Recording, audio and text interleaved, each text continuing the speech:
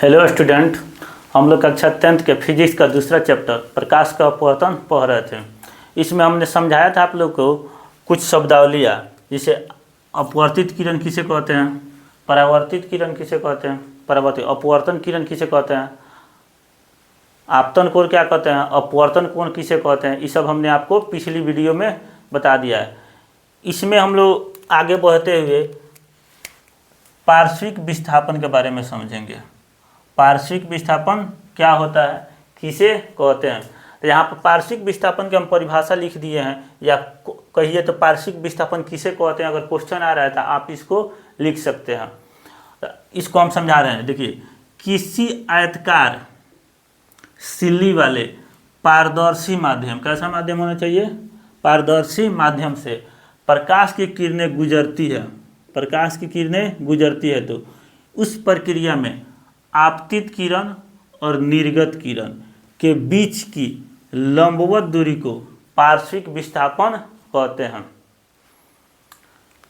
किसी आयताकार सिल्ली में आती प्रकाश की किरण, जिसे समझिए कि एक आयताकार इस सिल्ली है, कैसा होना चाहिए, पारदर्शी होना चाहिए, यानी ये ऐसा सिल्ली होना चाहिए जिससे प्रकाश आर पार निकल जाए, पारदर्शी होना चाहिए। जैसे हम लकड़ी के गट्ठा ले लेंगे, इसको ऐसे में हम फ्रंट वाला पेज बनाए हैं, आप अगर आयताकार बनाइएगा तो इस तरह का आएगा आकृति, क्या आएगा, इस तरह का आकृति। तो इस तरह का लकड़ी का अगर गट्ठा ले रहे हैं तो वो अपारदर्शी हो जाता है। इस पर अगर प्रकाश मारिएगा तो आर पर थोड़े गुजरेगा, ना गुजरेगा। तो ये समझिए एक कैसा है, शीशा का है, कैसा है, शीशा है, यानी कांच का आयताकार सिल्ली है। तो इससे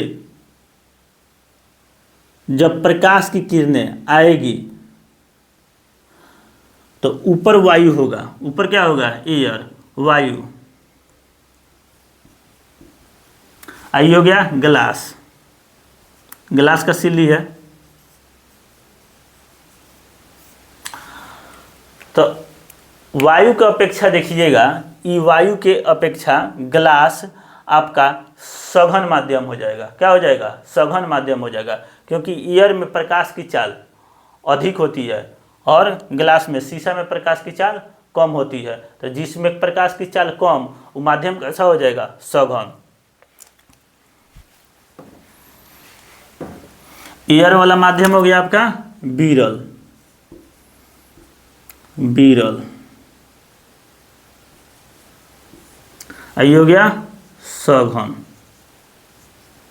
ग्लास कैसा होगा, सघन। लिख दे रहे हैं समझाने के लिए, क्या तो जरूरी है इसमें।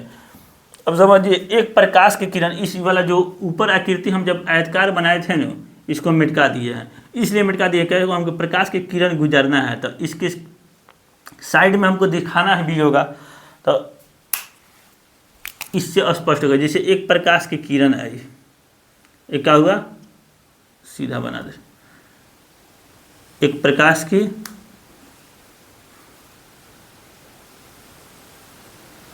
किरण ये आई, तो जिस बिंदु पर पड़ती है वहां पर एक लंब खींचा जा सकता है। आपको बताया है, जब प्रकाश की किरण विरल माध्यम से सघन माध्यम में प्रवेश करती है तो वो जिस दिशा में जाना चाहिए था, उसको जिस दिशा में जाना चाहिए था उससे वो अभिलंब के तरफ मुड़ जाती है, यानी उधर ना जाकर किधर हो जाएगी, थोड़ा नीचे मुड़ जाएगी। तो ये अभिलंब के तरफ मुड़ गया। ग्लास में इसका दिशा यही हो जाएगा। अब यहाँ पर देखिएगा तो यहाँ पर भी एक अभिलंब हो जाएगा, जहाँ प्रकाश की किरणें आकर मिलती है जिस परावर्तक अपवर्तक सतह पर, परावर्तक बोल रहे हैं, तो परावर्तन हम लोग पढ़े नहीं, तो यहाँ पर अपवर्तक सतह पर जहाँ पर मिलती है वहाँ से अब इसको जाना चाहिए इधर, लेकिन ई अभिलंब से। अब ये हो गया सघन माध्यम, और नीचे वाला फिर एयर आ गया, तो ये हो जाएगा विरल माध्यम। तो लंब से, अभिलंब से दूर भागेगी, अभिलंब से क्या हो जाएगी, दूर चली जाएगी। तो यही प्रकाश के गमन का दिशा हुआ। सघन विरल माध्यम से जब सघन माध्यम में आएगी तो अभिलंब के तरफ झुक जाएगी, इधर झुका, और यहाँ से जाने के जी अभिलंब से जब विरल माध्यम में जाएगी, जब सघन माध्यम से विरल माध्यम में गई तो अभिलंब से दूर भागी जाएगी।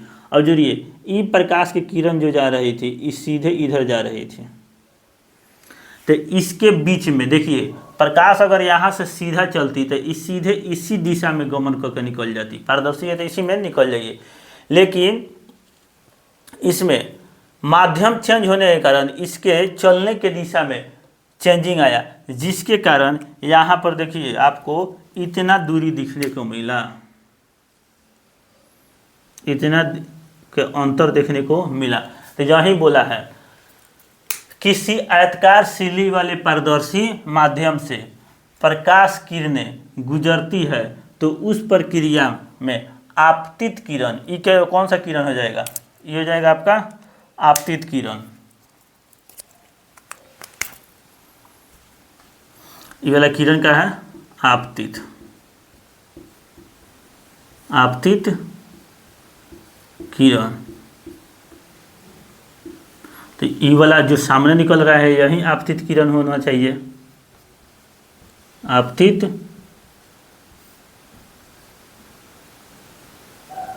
किरण। जब मुड़ कर फिर सामने जा रहा था ये निर्गत किरण हो जाएगा, क्या हो जाएगा, निर्गत किरण, निर्गत किरण। तो बोला है आपतित किरण और निर्गत किरण के बीच की लंबवत दूरी, ये दूरी कैसा है, लंबवत, ये ना कि तिरछा इस तरह नापे, ये नहीं, लंबवत होना चाहिए। लंबवत दूरी से कहते हैं जैसे सीधा नापा जाए, यहाँ पर 90 का कोण बन जाए। तो लंबवत दूरी को पार्श्विक विस्थापन कहते हैं, यानी प्रकाश के चलने की दिशा में इतना दूरी के विस्थापन हो गया। जैसे किसी वस्तु को ना हो जाते हैं एक जगह से उठाकर और दूसरे जगह लेके जाए कह दे, उसे क्या कहते हैं, विस्थापित कहते हैं, यानी हटा देना।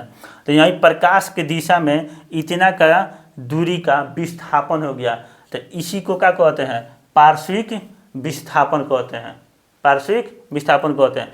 तो जब भी आपको आए पार्श्विक विस्थापन किसे कहते हैं तो इसको लिख देना है, इस तरह का फिगर आपको बना देना है। आपको अच्छा से समझा भी दिए, इसका स्क्रीनशॉट लीजिए आप लोग।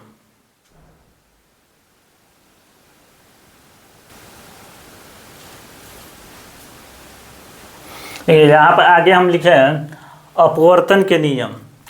अब आगे हमको पढ़ना है हम लोग को अपवर्तन के नियम। तो जिस तरह हम लोग परावर्तन के नियम पढ़े थे ना, उसी तरह अपवर्तन का भी नियम है। तो परावर्तन के तरह ही अपवर्तन के दो नियम। तो जिस तरह परावर्तन में हम लोग पढ़ते थे कि आपतित किरण और परावर्तित किरण, आपतित किरण और परावर्तित किरण झिलमिला कह रहा है।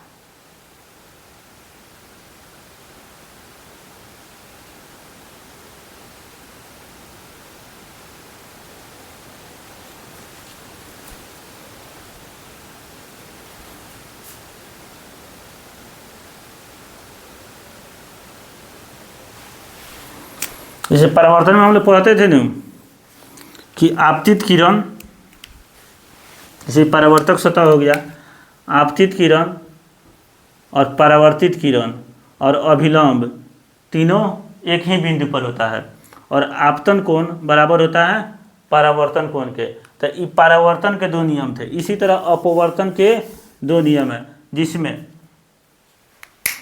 कोई समझिए कि कोई परावर्तक अपवर्तक सतह है, यानी माध्यम चेंज है।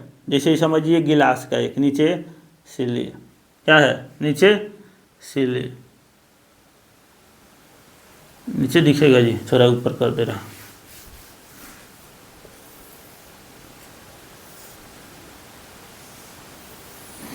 तो ये हो गया गिलास,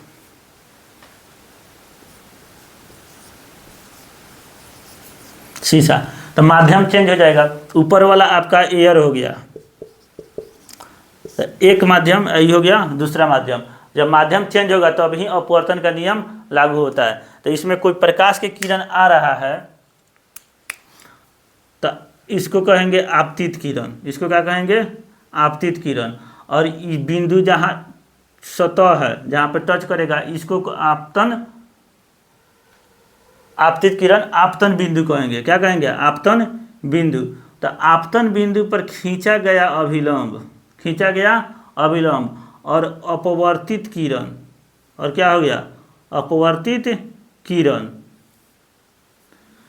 आपतन बिंदु पर खींचा गया अभिलंब और अपवर्तित किरण तीनों एक ही बिंदु पर रहता है। तीनों कहाँ रहता है, एक ही बिंदु पर। तो ये अपवर्तन का पहला नियम है। देखिए यहाँ पर लिखा गया, अपवर्तित किरण आपतन बिंदु पर खींचा गया अभिलंब तथा अपवर्तित किरण तीनों एक ही सतह पर रहता है। आपतित किरण, आपतन बिंदु और अपवर्तित किरण, ये हो गया आपका आपतित किरण, आपतन बिंदु पर खींचा गया अभिलंब और अपवर्तित किरण तीनों एक ही बिंदु पर रहता है, पहला नियम।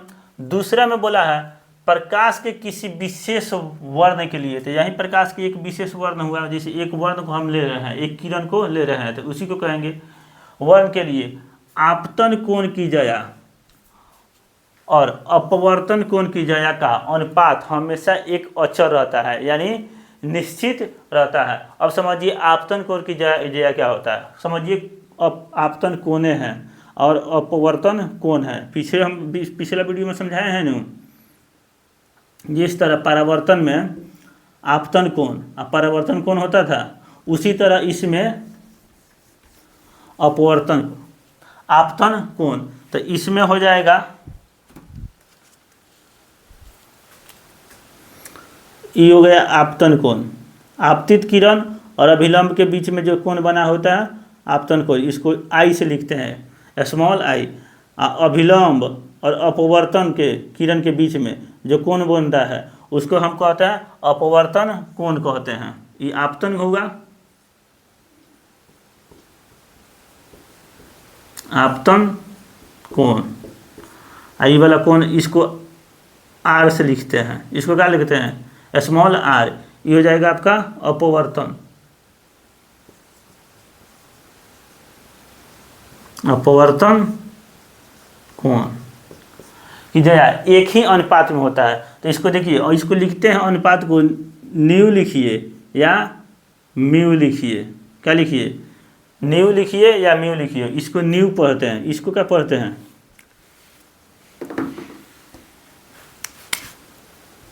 न्यू। इसको क्या पढ़ते हैं, म्यू। दोनों से सूचित किया जाता है।